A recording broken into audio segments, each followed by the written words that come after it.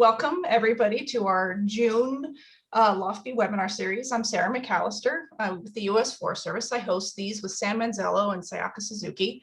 It is our great pleasure today to have Professor D.K. Ezekoye as our speaker today. He is the W.R. Woolbrick Professor of Mechanical Engineering at the University of Texas at Austin. He has served on the UT faculty since 1993 and directs the UT Fire Research Group. His group has contributed over 250 papers on fire-related topics, including wildland fire spread at the WUI, community scale fire data analysis, compartment fire evolution, fire forensics analysis, firefighter ventilation tactics, fireground acoustics, and most recently, lithium-ion battery hazards. He's a fellow of the ASME and has received multiple awards. Please, let's welcome D.K. Ezekoye, and remember that if you can put yourself on mute, we'll do questions at the end, and I will read them out of the chat box. So with that, I will let you get going. Thanks, D.K. Thank you, Sarah. Again, I'm really excited to give an overview of what I've been learning about outdoor fires in Texas, and again, it's an honor to be part of this LOF&BE webinar series. What I show in the lower left is the various ecosystems in Texas, and we'll talk a little bit about Texas and the size and the variety of ecosystems within it. So just up front, I feel like this is almost like, for me, a little bit of, teaching from textbooks. There are some amazing resources that are online and provided by Texas A&M Forest Service on some of these issues that I'll be talking about. So I just want to upfront acknowledge these contributions. And I've learned a lot over the years from my graduate students who've worked on different aspects of fire issues. So these are the folks who've worked on wildfire issues, I should say. And working with even briefly at times with people like Karen Jackson, Bob Nix with Austin Fire Department, Justice Jones and Rich Gray with Texas Forest Service. So thank you all for your contributions to my knowledge. So as an outline, I'll first talk about Texas as, in terms of this population ecosystems, and then some wildfire cases, just a subset of these, of course, but just to highlight certain issues, role of research and the impact of research. So I think that this audience is very familiar with issues of structure ignition at the WUI. So we know that at the WUI, we lose homes because of radiant ignition, direct flame impingement, and firebrand ignition. I think that what's, I arguably would say that what we've learned sort of within the last couple of decades really is the importance of firebrand ignition. And there's a lot of work that's gone on in this area. So of late, my work has really focused on firebrand issues. Now, on the right, I'm showing pictures through IBHS, who, of course, as we know, conducts a lot of research on firebrand ignition of structures. A picture taken by Rich Gray and Karen Ridenour of houses that were lost in the Cross Plains fire of around 2007 in West Texas. So this is a grassland fire, and that's interesting in terms of looking at how firebrands or grass embers, grass firebrands, I guess you'd call them, caused this home to be lost through, again, an attic type attack. And of course, we know all about all the different issues that have occurred in California. So as I think about this, and I've become more and more interested in resilience, and like most of us on this webinar, I'm an engineer, physical scientist, possibly, or engineering scientist.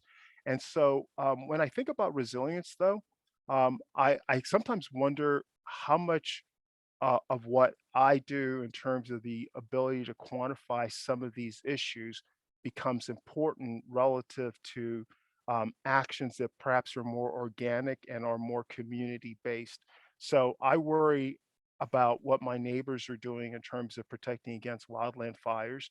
And it's not apparent to me, and I hope it is the case, that before this shock occurs, and so this is uh, resilience sort of diagram for Gasser that talks about before the shock happens, we know it's coming, but before it happens, we need to anticipate, prepare, plan, and so that we're able to absorb it and recover appropriately. So I think that a lot of what we're dealing with right now is in terms of this anticipation, preparation, and planning.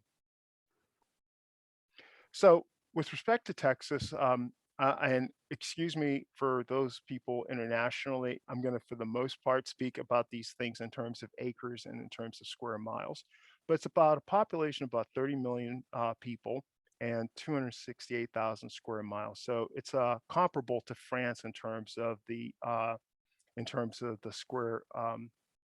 area, excuse me, and maybe a tenth or 11th of the size of Australia. So from that perspective, um, it's varied in terms of both the economy and in terms of the population distribution. So on the top right here, this is called the Texas Triangle, and it's hard to see, but Austin, I'm going to try this. It's probably not going to work.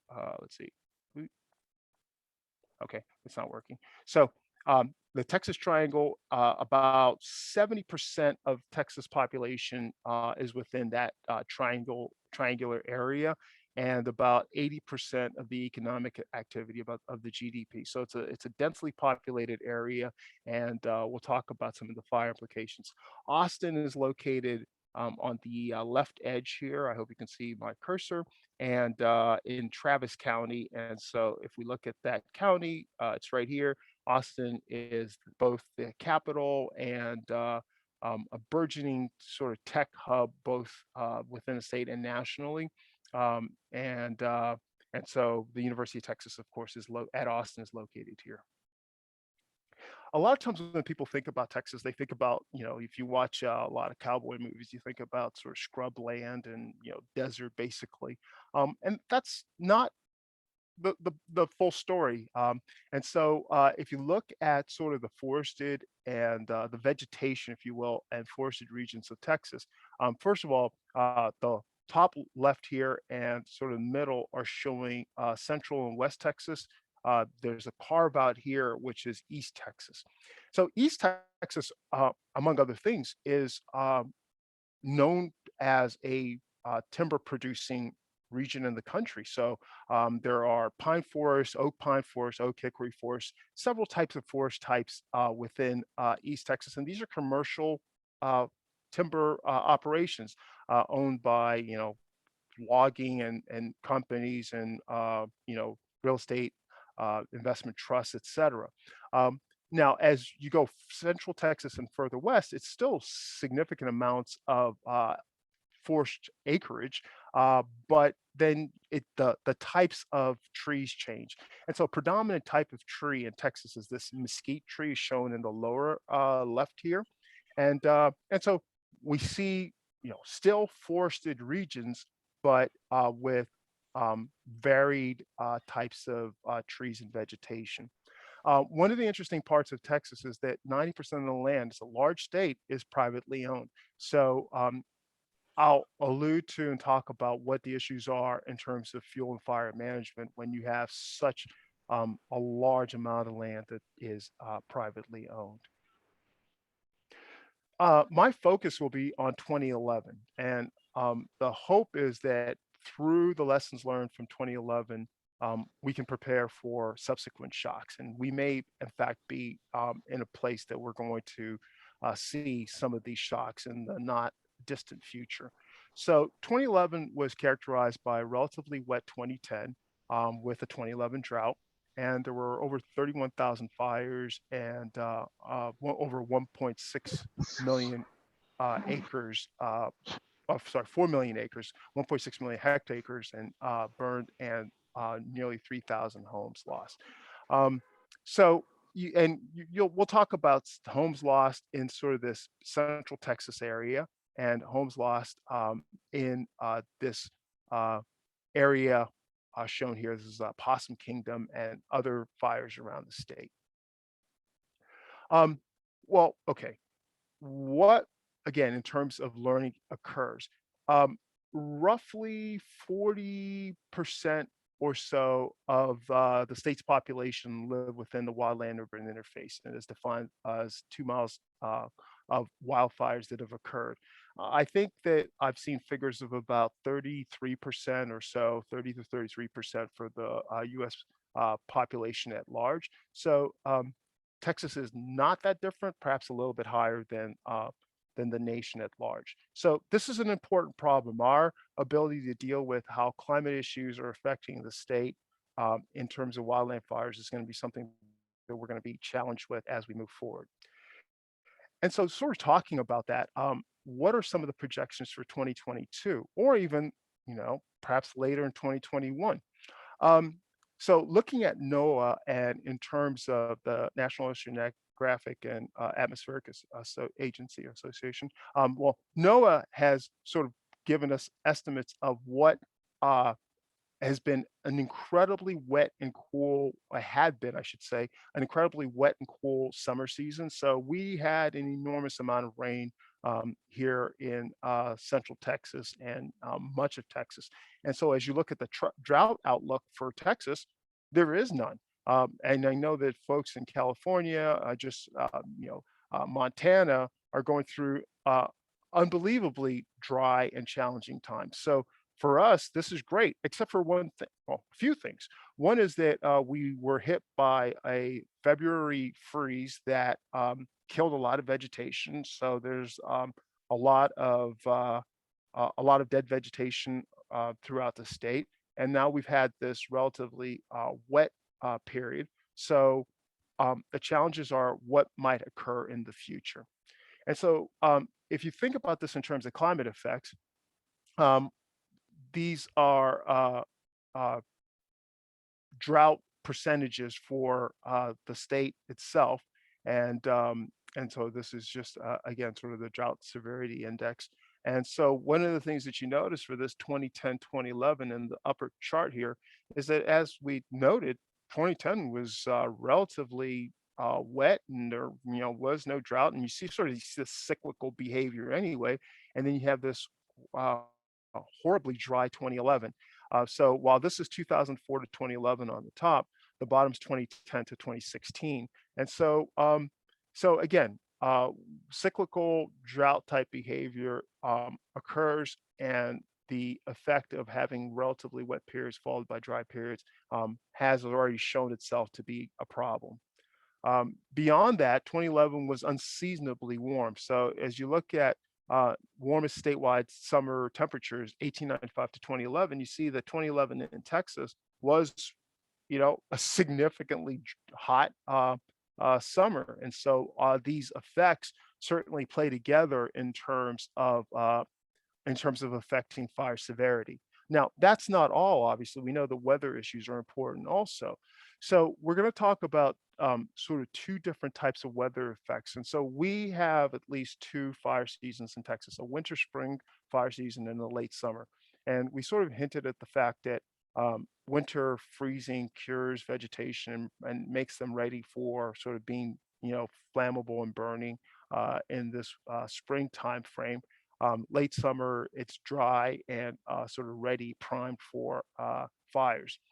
So there's an interesting weather phenomenon called the Southern Plains wildfire outbreak. It's a firestorm that occurs um, in spring in Texas, and it's basically a, uh, a low pressure zone, a cold front that's moving in from the west that pushes in front of it hot, dry air. I think it's sometimes called a dry line that then can trigger some of these plains fires. So the plains areas in Texas are subjected to this weather effect now that has been noted as being, very strongly correlated to relatively significant fires.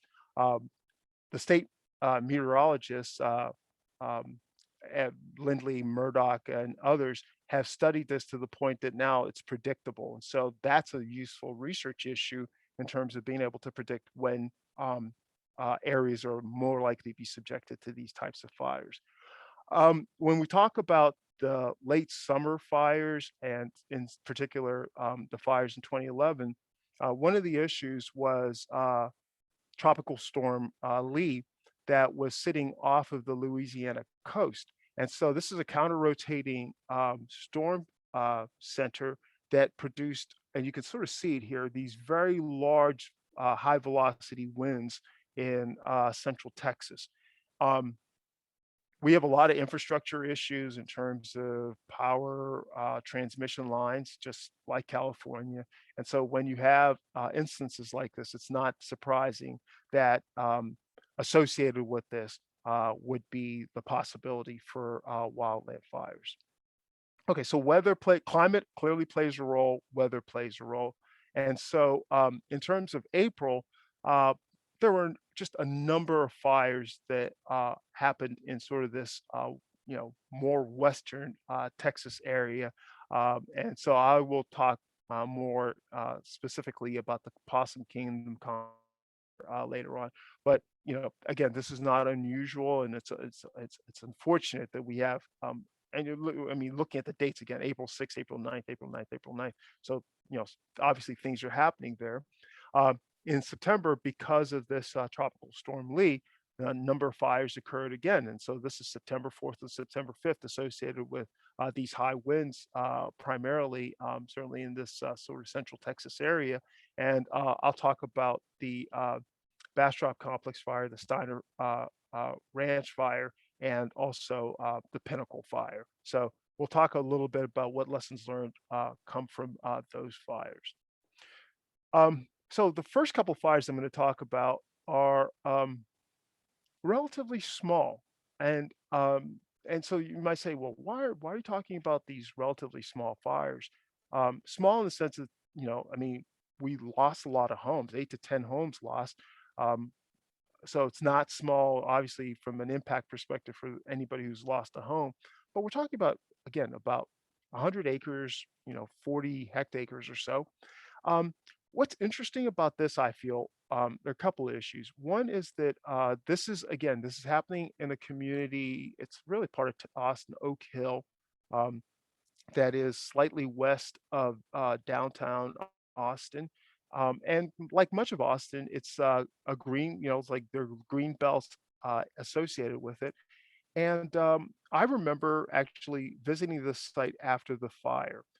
Bob Nix with Austin Fire Department, he's the chief in the Austin Fire Department. We went over there to take a look at this to see what was going on. And one of the things that was interesting about this is that, again, 90% plus of Texas land is privately owned. This is a privately owned property. And with ash juniper, what we often call cedar trees, growing in it. These ash juniper trees are very much rot sort of protected, so they don't rot easily, and so they're used for railroad ties, fencing, and all sorts of other sort of uh, you know uh, construction and other lumber uses. Um, Now, as these things are being harvested in this area, the residue, the slash remains. And so even in places that were not burned, we saw a lot of slash there. And so you can imagine that with all this um, residual vegetation and fuel there, that there was an a incredible potential for a fire. And so that fire, having, again, sort of looking at this, uh, there's the fire line that's shown here. There were sort of the structures that had minor damage and some major damage along this ridge over here. But again, because of fire brands, we're seeing homes, couple of blocks, a few blocks away that suffer damage because of the firebrand deposition. So, not surprisingly, again, firebrand are important in here. Fuel management is important, but I think that there's a bigger story for this fire. And one of the reasons, not just the proximity that I'd like to talk about it, is that is going to be one of the issues was what caused it. And so, so the headlines and sort of the mitigation and it can be shown here. And so they say one charge. Well, that one charge was actually a homeless person who was camping out. This is where, I mean, we're essentially within the city.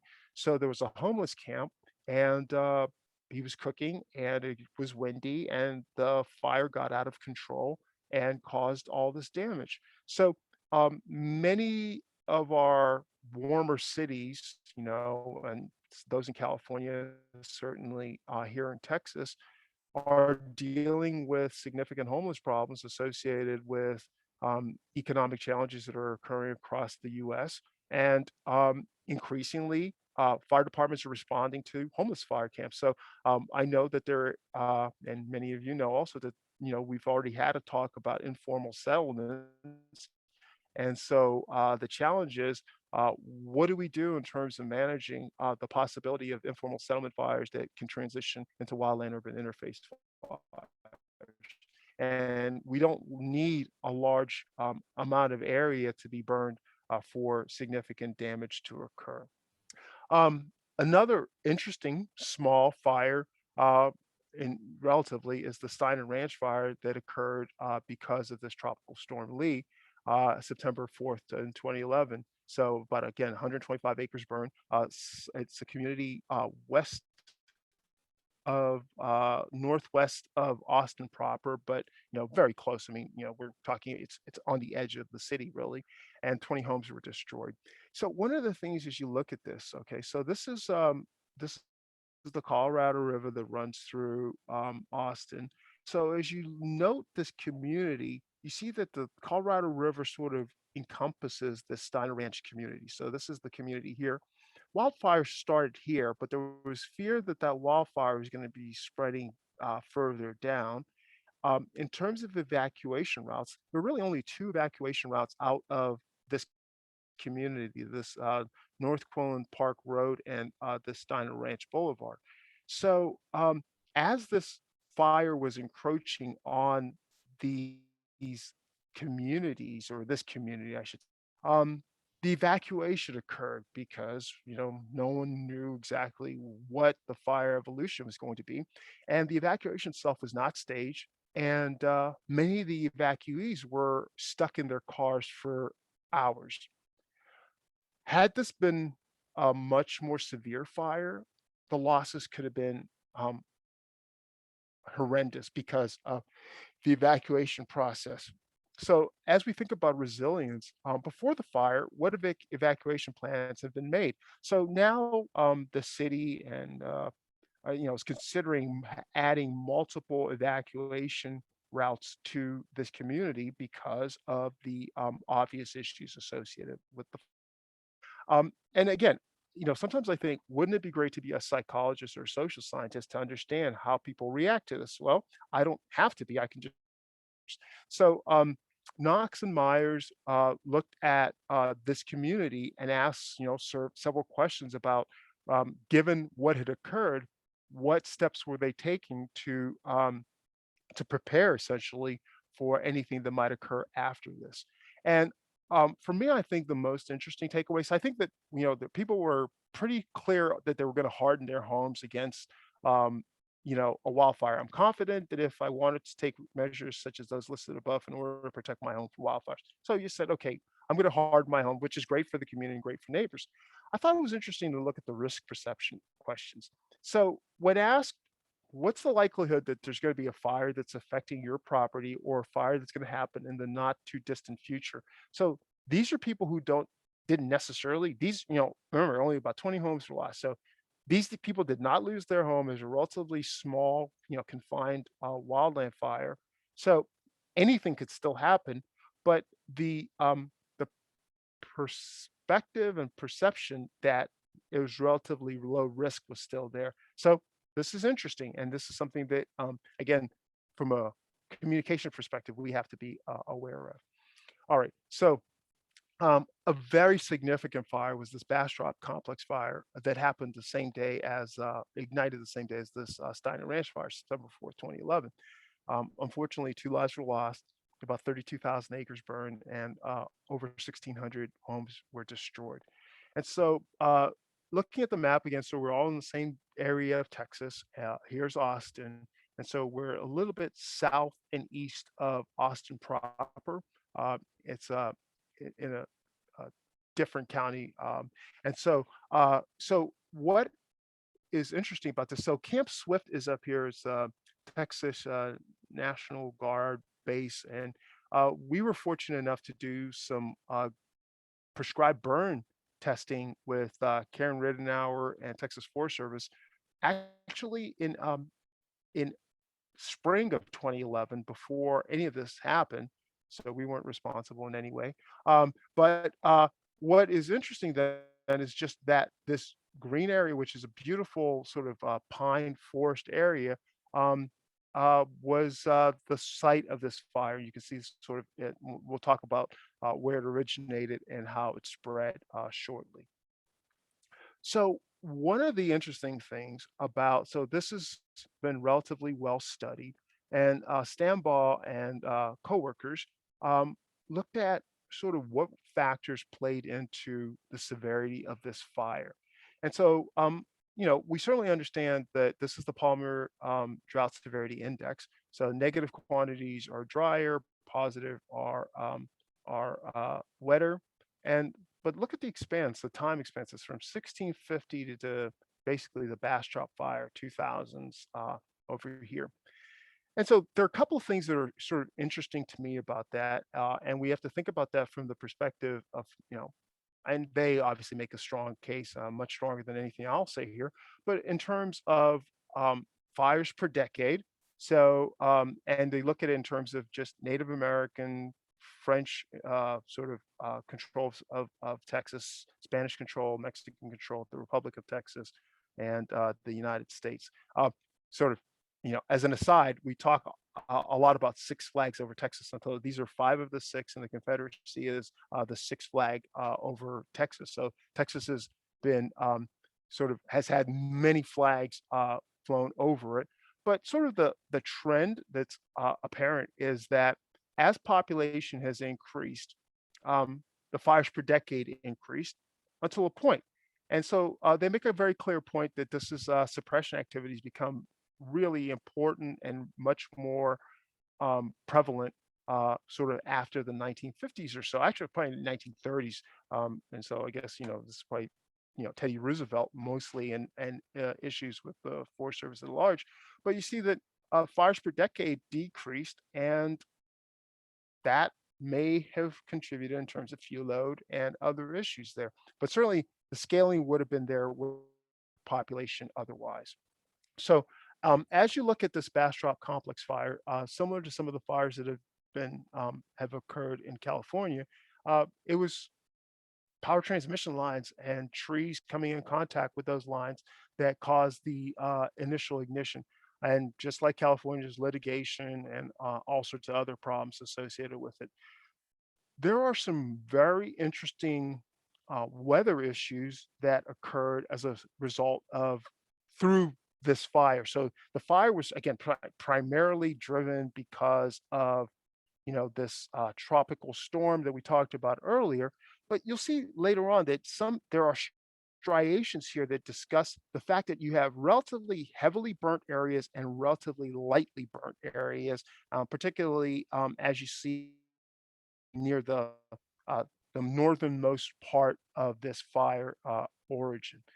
And that's been studied pretty.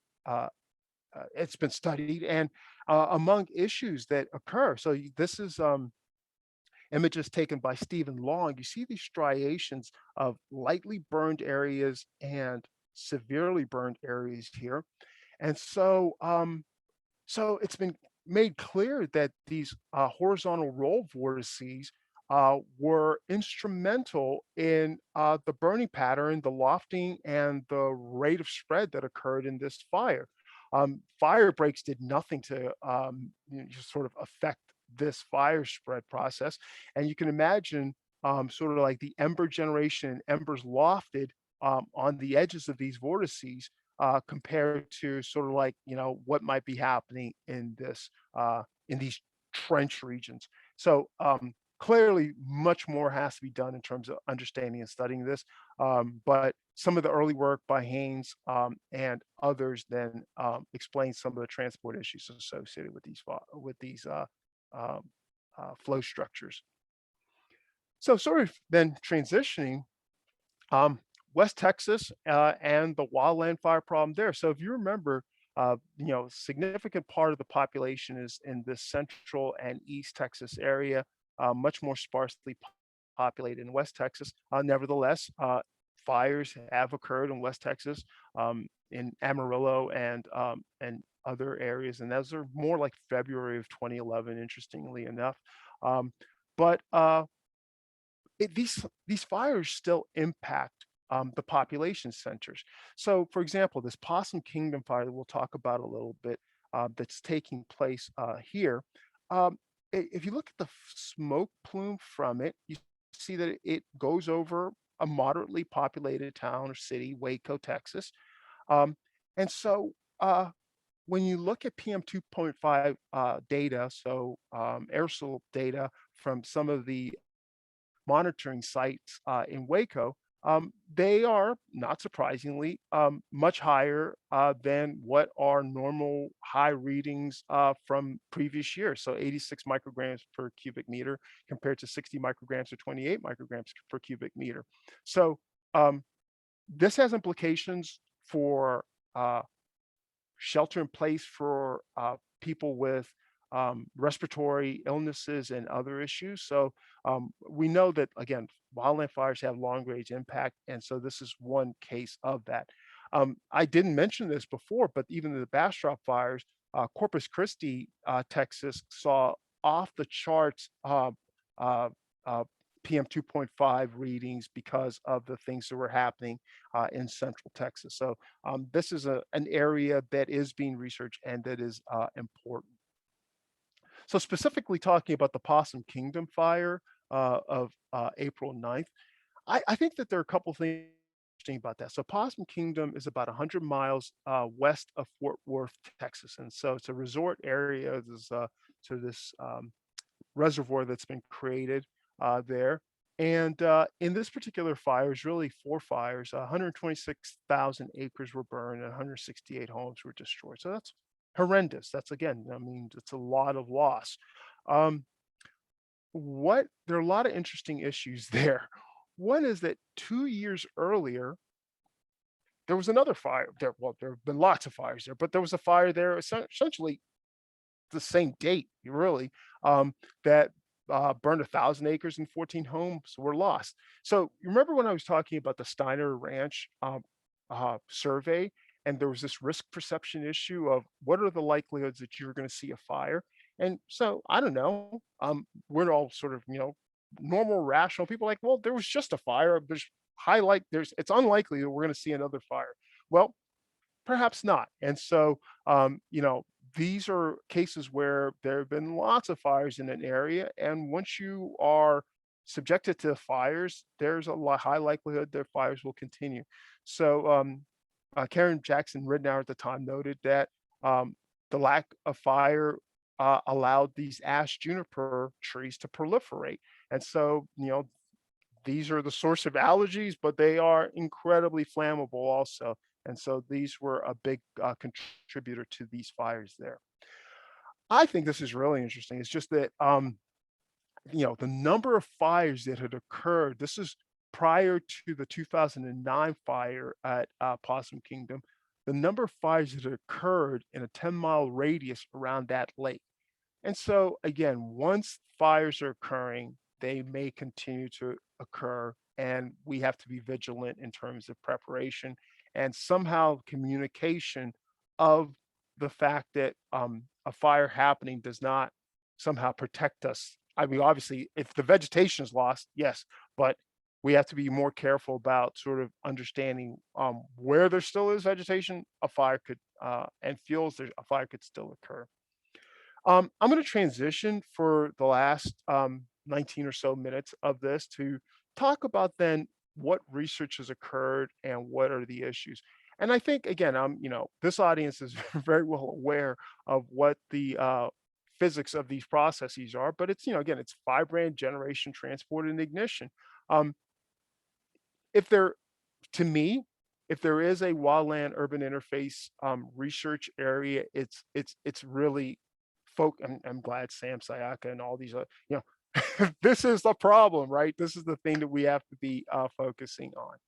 And so, not surprisingly, there's some really good work that's been done in this area, both at sort of small scales, you know, for whether it's Excelsior or different types of mulches or pine needles and others, to what's the impact of firebrand ignition on flame impingement and the burning and subsequent flame spread on siding materials, um, to things that might be done at IBHS in terms of ember showers or Philkov in terms of the New Jersey pine forest studies, to the work that Karen Ridenour and Sean Russell did at Bastrop, looking um, at trampolines and understanding what the size distribution and number of firebrands deposited were. So these are all part of the story, and hopefully these stories then inform codes and standards and just an overall awareness of what we should be doing in these systems.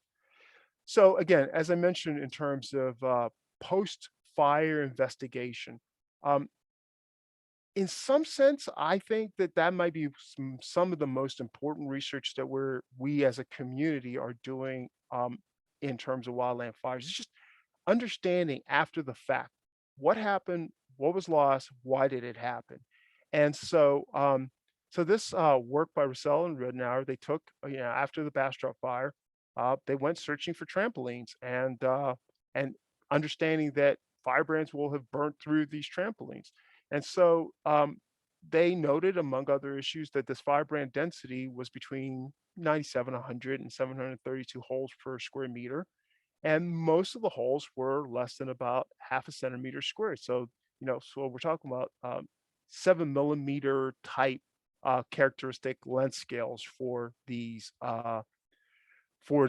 holes, and so that's important because it informs perhaps standards for vents and other mitigation strategies, and it allows us to do more and better in terms of research. And it's certainly consistent with the work that was done by Philkov and these New Jersey pine barrens tests, where we're seeing really the same kind of size distribution. That predominantly we're looking at relatively high um, values, a number of firebrands in the small size range, again, sort of nominally 7 millimeter.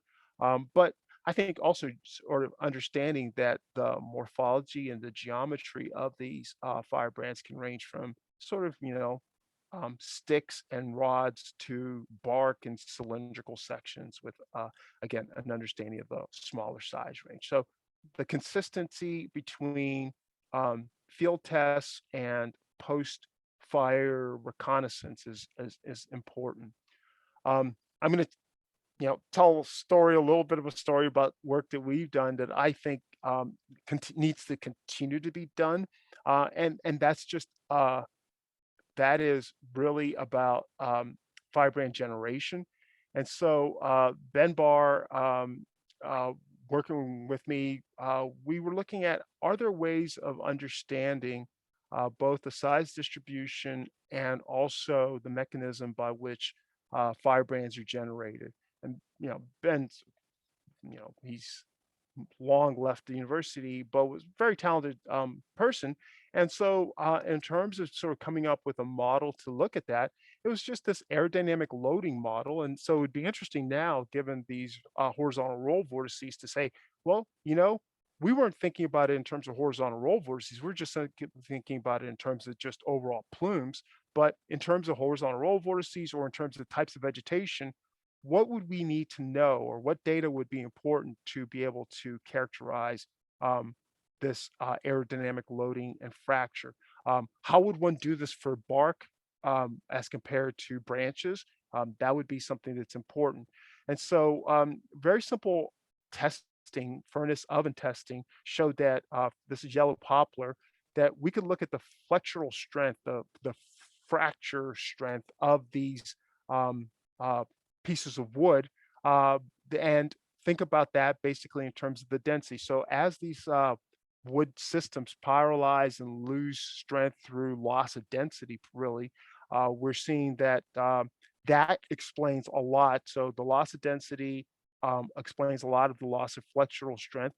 Then, with the proper aerodynamic loading, we have a size distribution of particles of firebrands that can be generated from a fractal tree, and that informs the number of deposited particles and the size distribution of these deposited particles. So that was fun. I mean, it was fun to sort of try to think about that.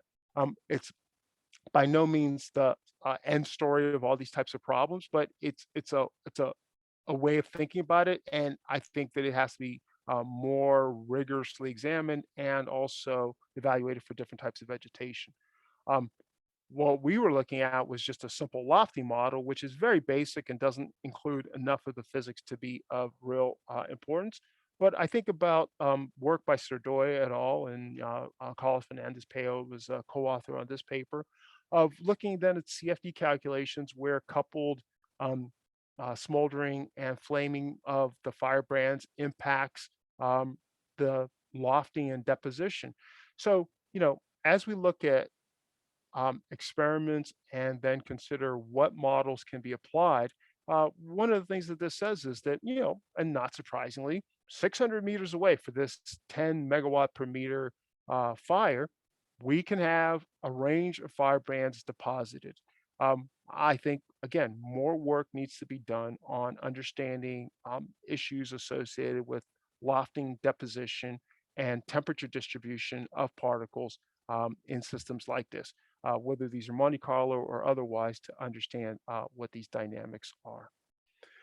Um, well, ultimately, certainly, again, spotting is important, and spotting is sort of, an issue that has to be addressed in terms of wildfire spread modeling.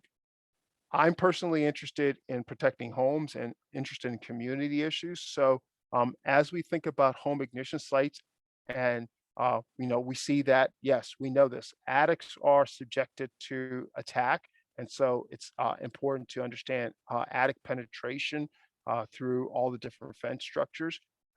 In Texas, we often have pier and beam homes, so we not necessarily always dealing with a foundation system, and so understanding how firebrands might be able to penetrate under the home itself is important. Um, Decks clearly are an important issue, and ornamental vegetation and any kind of vegetation near the home, it's important to characterize. It's hard to see, but this window has been broken, and it was broken because of the fire burning here, and that's an avenue. That's an access point for the fire here. Um, Actually, on the far right here, the so what do I tell my family? They think I'm crazy. I say, you know what? If there's a fire, move all the patio furniture away from the house. And so I need to show them this. So this is clearly patio furniture that's burning window. That's important. And so how do we communicate these issues? And I think, we as a community with NFPA and others are communicating these types of issues. I'll tell you a little bit about what we've been doing in terms of uh, insulation material. So ignition. I'm going to make a shameless plug for Savannah, very talented PhD student just finishing up with me, looking for a job. And so Savannah's done a nice job, I think, in terms of characterizing ignition of, we say, attic, insulation materials, but it's more general than that, and I'll talk about that shortly. So it's for everything from extruded polystyrene, expanded polystyrene, so insulation materials where firebrands are deposited on it, and we can still see the firebrands that become subsumed within this, melting material. But because their volatiles are released, there can be these flashing, flaming fires that occur, or smoldering reactions that might transition to flaming. And so Savannah was able to characterize for different types of flow fields and different amounts of embers and different size of embers, what the ignition process looked like. And that's I think that's very useful and important, particularly related of flame retardant to non-flame retardant material. So denim that's flame retardant versus non-flame retardant. Obviously, the flame retardancy has a big impact on the ignition process. And so, as we're thinking about sort of green insulation materials, green construction, um, we can't forget about the fire implications, especially if you're at the WUI. So that's I think that's been interesting and important.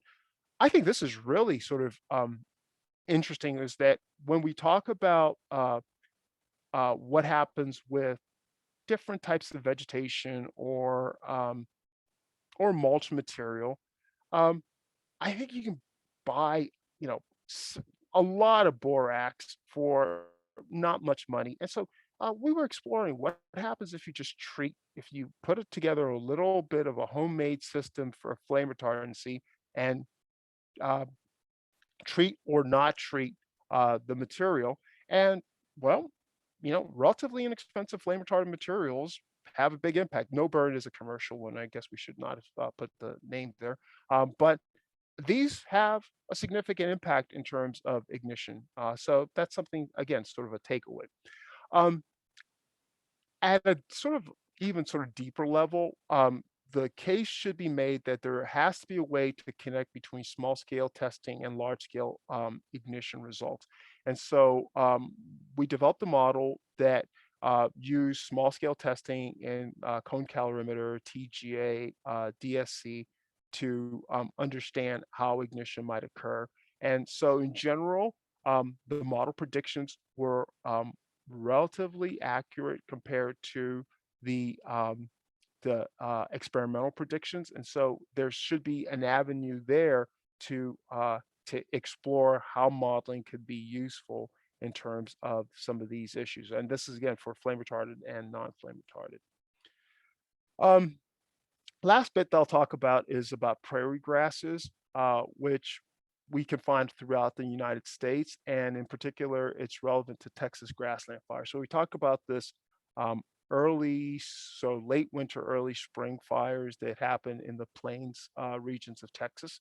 And sort of taking a quote from a NIST technical report by Alex Maragidis and McNamara, buffalo grass, even when mowed, carried fire on residential yards and in the wild. So it's this point that grassland fires are relevant and important. And there's work certainly out of Australia that has looked at this. And I think that, more needs to be done here.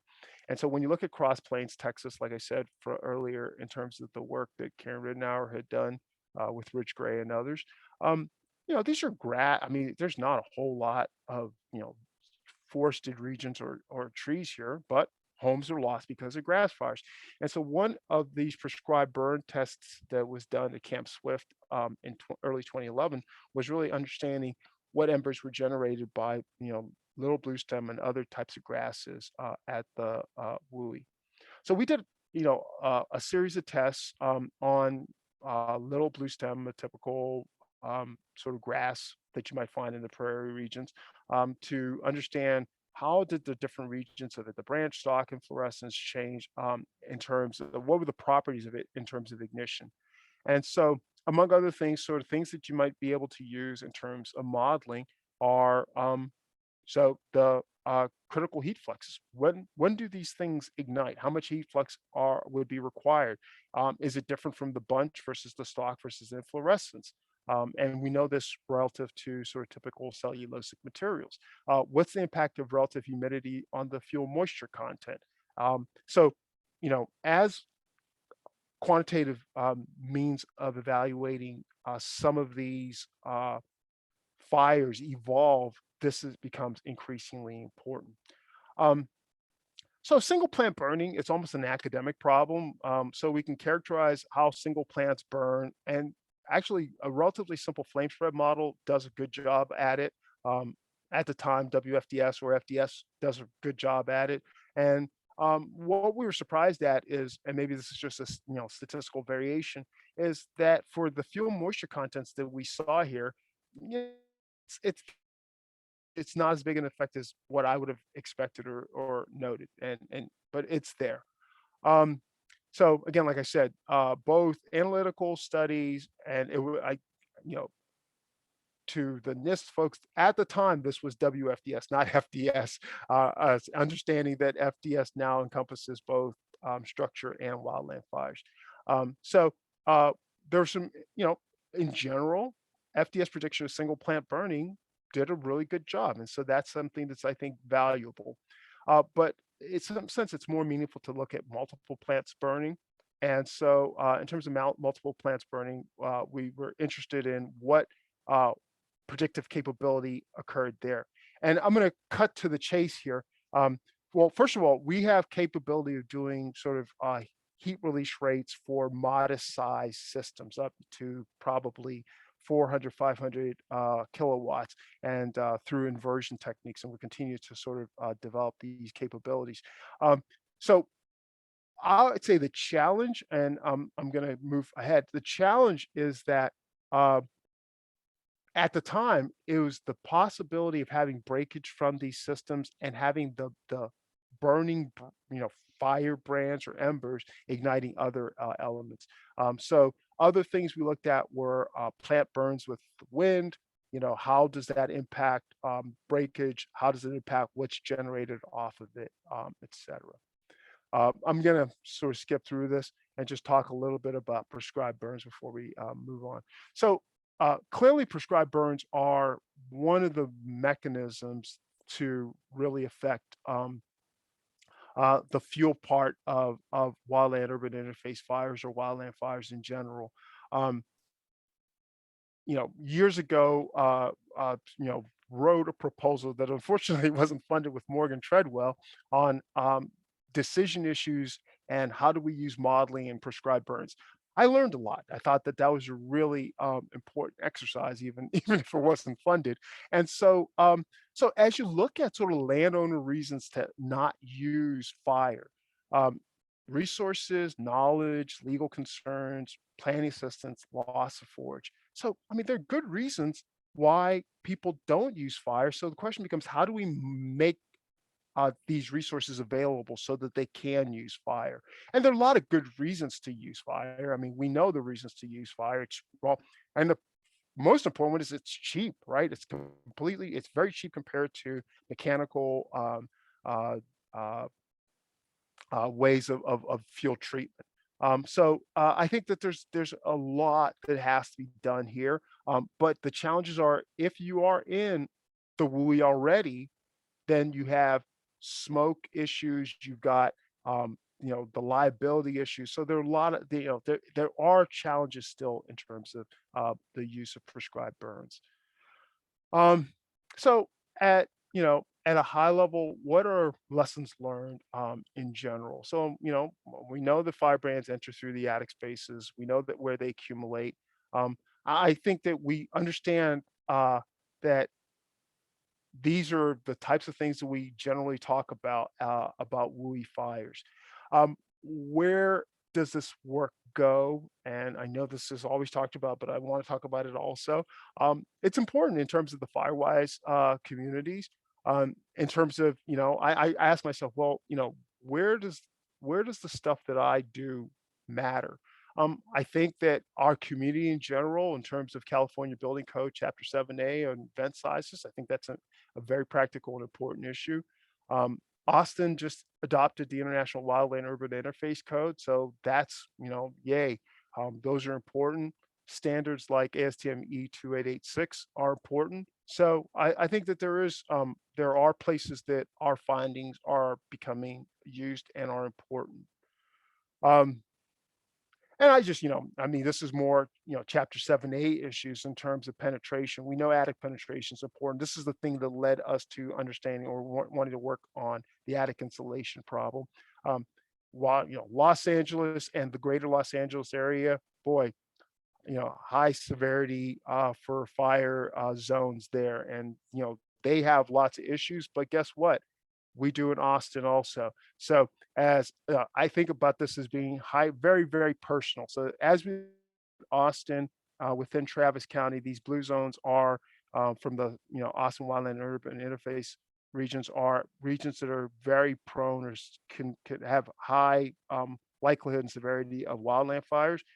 This red dot is my neighborhood, and there's my house. And so this is personal. These are issues that I think about both in terms of a research perspective, but also as a homeowner and member of this community.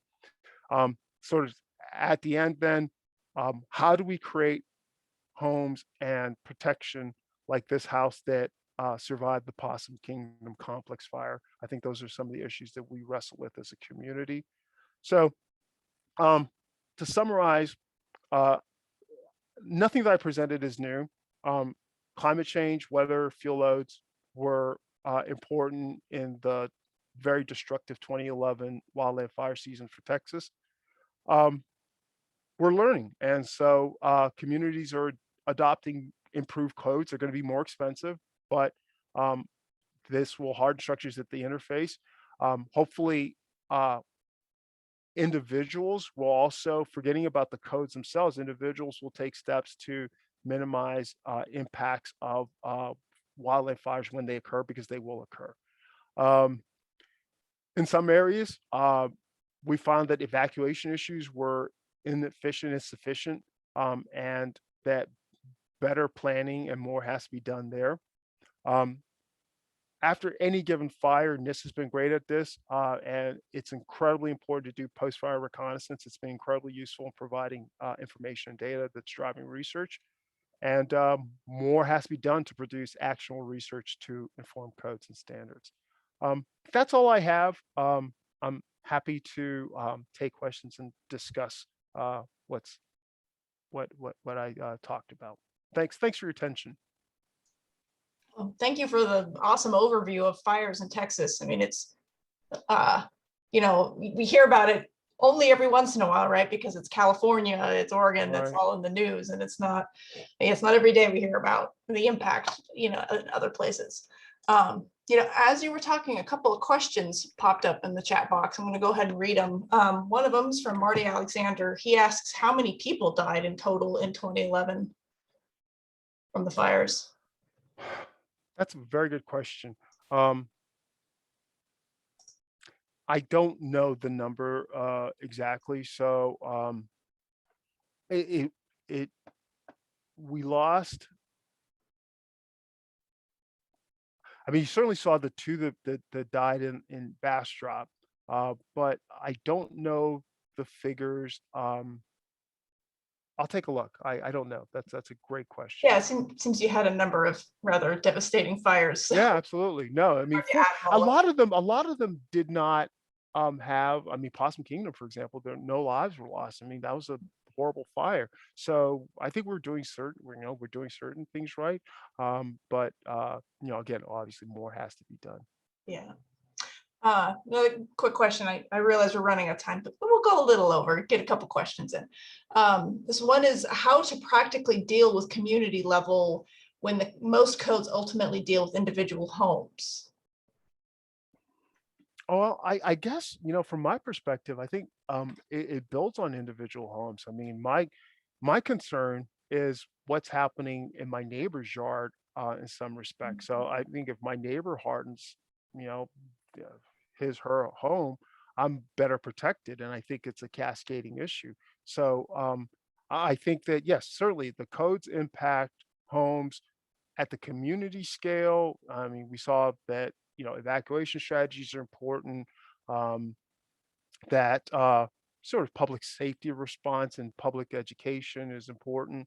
But I think the individual responsibility is critical here. And I think that, people have to sort of protect at their home, and hopefully their neighbors are also protecting. And I think that provides some community scale resilience. Okay, that's a good point. Another question by the same person is, are there any carbon footprint questions relevant to prescribed burns, and are there alternatives? Oh, wow. I mean, arguably, mechanical fuel treatment is still going to be, we're still going to, you chop something down, I mean, you're still slowly going to react it. So, you're going to produce methane, you're going to produce all sorts of sort of, greenhouse gases associated with it. So, it grows back. So, Mhm. potentially that's less of an issue. I mean, right now we're all asking questions about sort of biomass combustion as a green combustion process because it's something that's renewable. So I don't think I don't know. I don't. That's not my area. I'm sort of speculating, speaking. Sort of. I don't think it's a carbon footprint issue slash question. I think that there are other sort of more short-term environmental concerns associated with it. As we talked about in terms of what the impact might be for downwind populations, et cetera. But again, those probably can be managed. Yeah, yeah. Or we'll do one more question and then I'll have the rest of them. If you can maybe email the answers back to people, we'll go that route. But so one more Sure. question is, I wonder if you can make any comment on the accuracy of models for traveling firebrands, especially the density of them. Wow, I think that that's a really important issue. I mean, I think that yes, I would say that you can probably be, I mean, what is reasonably accurate? Uh, I think that we're still in general not quite there in terms of the source characterization. So if you tell me, okay, here's the size distribution of starting firebrands or particles that you're looking at. Well, you know, given a reasonably accurate model for both the fire plume and atmospheric boundary layer, yes, you can come up with an estimate of the probabilistically of what the deposition looks like. I think that the bigger level of uncertainty is what types, given the vegetation, given the fuel sources, what types of firebrands do you have as the source? I think that that's the challenge to me, at least. Mhm. Yeah. Well, there's a handful of other questions in here, which like just scrolling through them real quick, they look like great questions. So I'm going to save the chat and then I'll send them off to DK and hopefully he can get responses to those for you guys. So I don't want to take up too much time and go over too much. So Can I ask a question, sir? Can people would people feel comfortable just putting their email addresses there so I can respond? Or how would or they would they because I can save the chat also, or do you have the email addresses, I Sarah? have email address. Okay, okay, good. That's fine. That's perfect. Then I'll just get it from you then. Yep. Perfect. Yeah, good deal. Well, thank you again for your awesome talk as always. They're always good. Thank you. Yeah, so I think yeah, round of applause, virtual applause. We're going to take July off and resume our series again in August, I believe. So stay tuned. We'll put some information up on our website and we'll send emails out like we normally do. But thank you all for coming and listening, and see you all soon. Thank you.